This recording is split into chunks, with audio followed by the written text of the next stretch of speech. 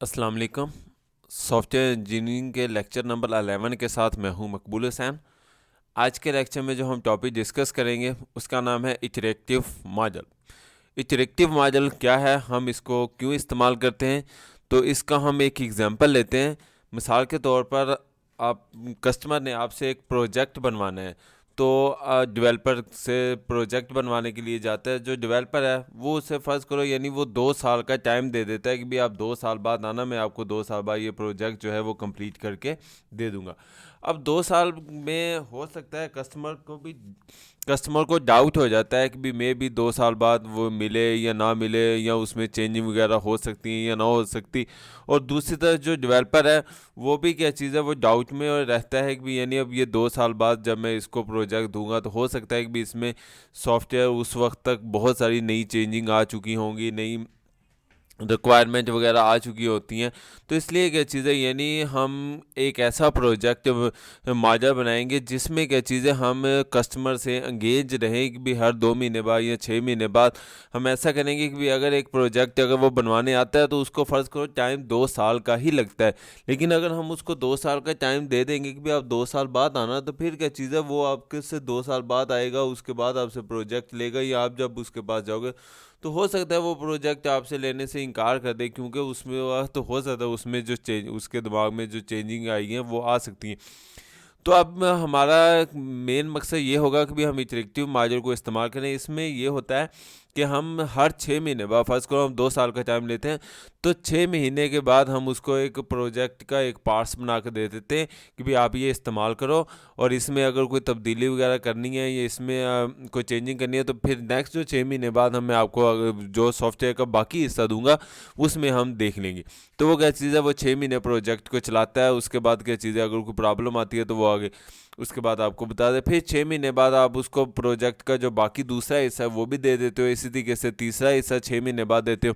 और 2 साल बाद क्या चीज़ है वो पूरा जो प्रोजेक्ट है यानी SDLC के मुताबिक क्या चीज़ है वो आप पूरे का पूरा प्रोजेक्ट उसे 2 साल का दे देते हो। इसमें ये चीज़ है कि भी 2 साल में अगर उसकी रिक्वायरमेंट तब्दील भी होती जा रही है तो आप जो फर्दर 6 6 महीने बाद जो प्रोजेक्ट बनवा रहे हो उसमें क्या चीज़ है आप उसको ऐड करते चले जा रहे हो। इससे क्या चीज़ है वो कस्टमर जो है वो आपसे एंगेज रहता है और जो नई रिक्वायरमेंट है वो भी उसके देखता रहता है। तो यही चलते हैं हम इसको अब डिटेल से डिस्कस करते हैं। तो iterative model, iterative process start with the simple implementation of the small set to the software requirement and iterative enhance the involving version until the complete system implemented and ready to the deploy। तो हम ये क्या चीज़ें यानी user की requirement के मुताबिक यानी सॉफ्टवेयर की रिक्वायरमेंट यूज़र से लेते हैं और उसको क्या चीज़ें इंप्लीमेंट करते रहते हैं साथ साथ, और उस वक्त तक करते रहेंगे जब तक क्या चीज़ें प्रोजेक्ट जो है वो पूरा रेडी कंप्लीट नहीं हो जाता। An iteration life cycle model does not attempt to start with the full specification of the requirement. तो इसमें जिस तरीके से मैंने बताया था कि भी हम यूज़र से फुल रिक्वायरमेंट उस वक्त नहीं ले लेते, हम क्या करते हैं यानी यूज़र से रिक्वायरमेंट ले लेते हैं और सारा प्रोजेक्ट जो है वो हम नहीं बनाते, हम वन स्टेप बाय स्टेप बनाते हैं, क्योंकि हो सकता है कि दरमियान में उसकी रिक्वायरमेंट जो है वो चेंज होती चली जाए। तो instead development begin to specification implementation just a part of the software, तो which is then reviewed and identify further requirement. तो क्या चीज़ है जिस तरीके से मैंने बताया कि भी 6 महीने बाद हम उसको प्रोजेक्ट का एक पार्ट्स बना के देंगे, फिर उसको देखेगा यानी वो रिव्यू करेगा, और अगर कोई कमी पेशी होगी तो वो क्या चीज़ है वो आपको बता देगा, फिर आप नेक्स्ट क्या चीज़ है जो फर्दर 6 महीने का जो प्रोजेक्ट बनाओगे उसमें वो ऐड कर दोगे। तो this process is then repeated producing a new version of the software at the end of the each iteration of the model. तो हो सकता है कि भी यानी जब वो आप बार बार रिपीट कर रहे हो तो कोई भी न्यू वर्जन यानी जो आता है तो वो उसमें जिस तरीके से मिसाल के तौर पर हम एक व्हाट्सअप का सॉफ्टवेयर इस्तेमाल करते हैं, तो उसमें क्या चीज़ है हर 6 महीने बाद या साल बाद क्या चीज़ है यानी आपको आइडेंटिफिकेशन नोटिफिकेशन आना शुरू हो जाता है कि भाई आप इसका जो न्यू वर्जन आ चुका है, तो आप क्या चीज़ें इसको अपडेट करना चाहें तो आप इसको अपडेट कर लें। कहने का मतलब ये चीज़ है कि भी उन्होंने व्हाट्सअप वालों ने आपको सॉफ्टवेयर बना कर दे दिया है, हालांकि उसमें तो अभी चेंजिंग होती चली जा रही है और अभी और होती चली जाएंगी, लेकिन क्या चीज़ है आपको इस्तेमाल के लिए उन्होंने प्रोजेक्ट दे दिया है ताकि आप इसको इस्तेमाल करते रहें। जब इसमें और मज़ीद चेंजिंग करेंगे तो फिर आपको नोटिफिकेशन आ जाता है, तो फिर आप उसको क्या चीज़ें अपडेट करते हो और फिर न्यू जो रिक्वायरमेंट होती है वो भी क्या चीज़ें आपकी उस सॉफ्टवेयर में ऐड हो जाती हैं। तो in this module you can start with the some of the software specification and develop the first version of the software. तो इसमें क्या चीज़ें हम यानी सॉफ्टवेयर की स्पेसिफिकेशन करते हैं और सॉफ्टवेयर को डेवलप करना शुरू करते हैं, यानी उसका जो फर्स्ट वर्जन है वो बना देते हैं, जिस तरीके से मैंने अभी आपको व्हाट्सएप की एग्जांपल दी। After the first version if there is need to change the software then the new version of the software created the new grace. तो इसमें ये चीज़ें कि भी अगर हमारे पास फर्स्ट वर्जन में अगर कोई चेंजिंग करनी हो यानी उसको अपडेट करना हो, तो हम जो सेकंड वर्जन आएगा यानी जो उसके बाद आएगा उसमें हम क्या चीज़ें वो चेंजिंग कर देंगे। तो every release of the interactive module finished in the exact and fix period that it is called iteration. यानी एक एग्जैक्ट एंड फिक्स पीरियड होता है, यानी 6 महीने का या साल बाद हमने क्या चीज़ें एक मॉड्यूल न्यू क्रिएट करके उसको देना है, तो उसमें क्या चीज़ें हम उसको रिलीज़ कर देते हैं। तो the interactive module allow to assessing earlier phase in which the variation made respectively. तो the final output of the project review at the end of the software development life cycle SDLC process। तो उसके बाद क्या चीज़ है, जो final output आएगी वो हमारा पूरा प्रोजेक्ट होगा जिस तरह हम SDLC में प्रोजेक्ट को कंप्लीट करते हैं। तो ये हमारी डायग्राम है जिस तरीके से आपके सामने स्क्रीन पर नज़र आ रही है। सबसे पहली जो है इटरेशन 1 है, यानी इसमें क्या चीज़ है, सबसे पहले यूज़र से रिक्वायरमेंट लेंगे, उसके बाद उसका हम जायज़ा लेंगे, फिर डिज़ाइन लेंगे, टेस्टिंग होगी, उसके बाद इम्प्लीमेंटेशन होगी।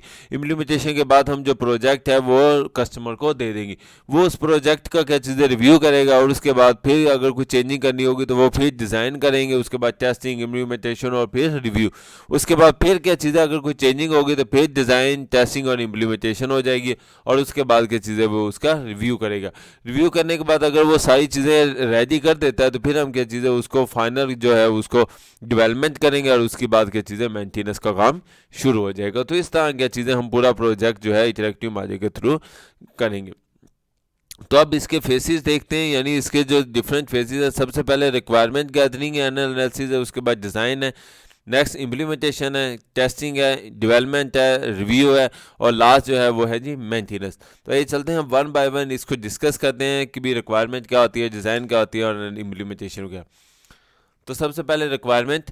इन this phase requirement are gather from the customer and check the analyst whatever the requirement will fulfil or not. यानी हम सबसे पहले जो है ना कस्टमर से रिक्वायरमेंट को हासिल करते हैं और उसके बाद चेक करते हैं और उसका एनालिसिस लिया जाता है कि भी यानी ये रिक्वायरमेंट जो है वो फिलफुल हो भी रही है या नहीं हो रही। Analysis check that will achieve within the budget of. Analysis जो होता है वो देखा जाता है कि भी यानी जो उसने पैसे दिए हैं या पैसे का हम एग्रीमेंट हो रहा है वो उसमें पूरा हो भी रहा है या नहीं हो रहा। After all this the software teams give the next phase. तो उसके बाद जब एनालिसिस रिक्वायरमेंट इकट्ठी हो जाती है, एनालिसिस हो जाता है, देन हम क्या चीज़ें नेक्स्ट फेज की तरफ मूव करते हैं। उसके बाद हम क्या चीज़ें उसका डिज़ाइन बनाते हैं। तो in the design phase team design the software by the different diagram like data flow diagram, activity diagram, class diagram, state transaction diagram. तो हम उसमें क्या चीज़ें जब हम रिक्वायरमेंट इकट्ठी कर लेंगे तो उसके बाद हमारा क्या चीज़ है यानी वो हम डिज़ाइन बनेंगे जिसमें एक डायग्राम बनाएंगे मुख्तलिफ़ किस्म की, जिसमें डाटा फ्लो डायग्राम होगी, मुख्तलिफ़ एक्टिविटीज़ होगी भी कौन कौन से काम किस किस तरह करने और कौन से रूट से किस तरह ऑपरेशन काम करेगा।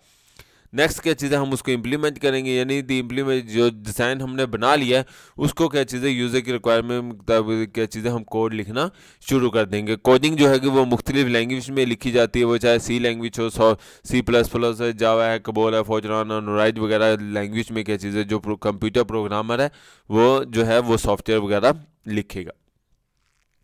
उसके बाद उसकी टेस्टिंग है, यानी जब प्रोजेक्ट आपका कंप्लीट हो जाएगा यानी क्या चीज़ें एक पार्ट्स कंप्लीट हो जाएगा तो after completion the coding phase software testing start using different test method. तो डिफरेंट मेथड के ज़रिए क्या चीज़ है वो टेस्ट करेगा, यानी जो सॉफ्टवेयर जो हमने बनाया है वो स्टार्ट से एंड तक वो सही चल रहा है या नहीं चल रहा। तो there are main test method but the most common are white box, black box and grey box testing method. ये आमतौर पर 3 किस्म के हम मेथड जो है वो इस्तेमाल करते हैं। उसके बाद आती है डेवलपमेंट, यानी अगर टेस्टिंग हो चुकी है तो उसके बाद हम डेवलपमेंट करते हैं। After completion all the faces software is display on the work environment. Last हम रिव्यू करते हैं, यानी रिव्यू जो है वो कस्टमर देखता है कि भी यानी मेरी रिक्वायरमेंट के मुताबिक ये सॉफ्टवेयर बना भी है या नहीं बना।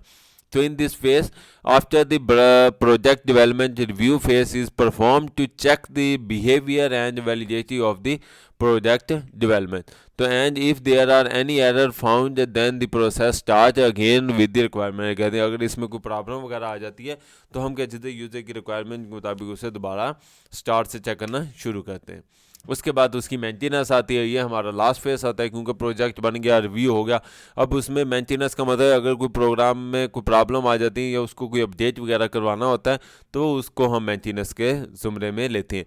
तो in this method maintenance phase after development of the software in the working environment there may be some bugs, some errors and new updates. यानी कोई भी बग्स वगैरह एरर आ जाता है, कोई बग्स आ जाते हैं या कोई अपडेट्स वगैरह की रिक्वायरमेंट की ज़रूरत होती है तो वो हम मेंटेनेंस में करेंगे. तो maintenance involve debugging and new addition option. तो मेंटेनेंस क्या कहता है, यानी अगर कोई एरर वगैरह आता है या कोई नई चीज़ हमने ऐड करनी है तो वो हम मेंटेनेंस में करते हैं. अब जी when the use of the interaction merger, यानी इंटरेक्टिव मार्जर हम क्यों इस्तेमाल करते हैं, यानी कब इस्तेमाल होता है. Where requirement are defined clearly and easy to understand. जब सारी रिक्वायरमेंट क्लियरली साफ पता हो और उसको समझना आसान हो. When the software application is large, जब बड़ा प्रोजेक्ट होगा उस वक्त हम ये इस्तेमाल कर सकते हैं. छोटे प्रोजेक्ट के लिए तो हमें वो 6 महीने में हम बनाकर दे सकते हैं, हमें 2 साल का टाइम तो देने की ज़रूरत ही नहीं है. तो when there are required to change in the future, और जब आपको पता हो कि भी यानी हो सकता है इसने फ्यूचर में जो है ना रिक्वायरमेंट चेंज करनी हो, तो इसलिए क्या चीज़ें वो सारे का सारा प्रोजेक्ट ही नहीं बनाता. वो बड़ा प्रोजेक्ट होता है और थोड़ा थोड़ा करके क्या चीज़ें वो प्रोजेक्ट बनाकर आपको देता है. अब इसके एडवांटेज देखते हैं. तो some working functioning can be deploy quickly and early in the life cycle. तो यानी जब उसको कस्टमर को जल्दी सॉफ्टवेयर चाहिए हो कि भी यानी आप जल्दी से मुझे क्या चीज़ें सॉफ्टवेयर दे दें, तो वो हम क्या चीज़ें प्रोजेक्ट का थोड़ा सा पार्ट उसको बना के दे देते ताकि वो उसको यूज़ कर सके. तो parallel development can be plan. तो इसमें क्या चीज़ें पैरेलल डेवलपमेंट चलती है क्योंकि एक हिस्सा बना दिया, दूसरा भी बना रहे हैं, तीसरा हिस्सा भी, उसके बाद वो दूसरा हिस्सा यूज़ कर रहे हैं तो तीसरा बना रहे हैं. तो इसका मतलब क्या चीज़ है, डेवलपमेंट जो है ना वो पैरेलल चल रही होती है. तो प्रोग्रेस कैन बी मेजर. तो प्रोग्रेस जो है कि वो साथ साथ मेजरमेंट हो रही होती है कि भी अगर उसमें कोई चेंजिंग करनी है तो वो भी हम उसमें चेंजिंग कर सकते हैं. तो less costly to change the scope of the requirement. तो इसकी जो कॉस्ट होती है वो क्या चीज़ है, वो काफ़ी ज़्यादा लेस होती है. तो testing and debugging during this small iteration is easy. तो इसको टेस्ट करना, इसको डिबग करना काफ़ी ज़्यादा आसान है क्योंकि हमने इसको मुख्तलिफ हिस्सों में तो डिवाइड कर दिया है. तो it support changing the requirement, यानी ये रिक्वायरमेंट को चेंज कर सकते हैं हम इसमें. तो better suit for the large and mission critical project. तो ये बड़े प्रोजेक्ट के लिए हम काफ़ी ये ज़्यादा सूटेबल रहता है. तो testing and debugging during the small iteration is easy. तो उसके बाद अच्छा है डिसएडवांटेज ऑफ इटरेशन मार्जिन. इसके जो डिसएडवांटेज हैं, अगरचा cost of change is lesser but it is not very suitable for changing requirement. लेकिन बेहतर तो ये चीज़ है कि जो कॉस्ट है वो तो कम है, लेकिन क्या चीज़ है अगर बार बार आप ज़्यादा चेंजिंग करवाओगे तो हो सकता है कि भी कॉस्ट आपको ज़्यादा पड़ सकती है. उसके बाद मोर मैनेजमेंट इंटेक्शन इज़ रिक्वायर. इसमें क्या चीज़ें मैनेजमेंट की बहुत ज़्यादा ज़रूरत होती है क्योंकि आप बार बार जो तो उसको अपनी रिक्वायरमेंट बता रहे होते हैं. तो ना सूटेबल फॉर स्मॉलर प्रोजेक्ट. ये छोटे प्रोजेक्टों के लिए इंटरैक्टिव मार्जर बेहतर नहीं है. उसके बाद है मैनेजमेंट कम्प्लेक्सिटी इज़ मोर. इसमें जो मैनेजमेंट की कम्प्लेक्सिटी है वो चीज़ें काफ़ी ज़्यादा हो रही होती हैं. तो highly skilled resources are required for risk and analysis. तो design can be change again and again. इसमें क्या चीज़ें हम डिज़ाइन को बार बार चेंज करना पड़ता है. तो बिकॉज इम्परफेक्ट रिक्वायरमेंट, क्योंकि उसकी रिक्वायरमेंट जो बार बार तब्दील हो रही है. अपना उम्मीद है आपको आज का लेक्चर समझ आया होगा. अगर किसी भी टॉपिक समझ ना आई हो तो आप मुझसे इस ईमेल एड्रेस पर, यह जो मेरा यूट्यूब का चैनल है कंप्यूटर ट्यूटोरियल हब, इस पर कमेंट्स करके पूछ सकते हैं. अपना ख्याल रखिएगा. अल्लाह हाफिज़, फ़ी अमान अल्लाह.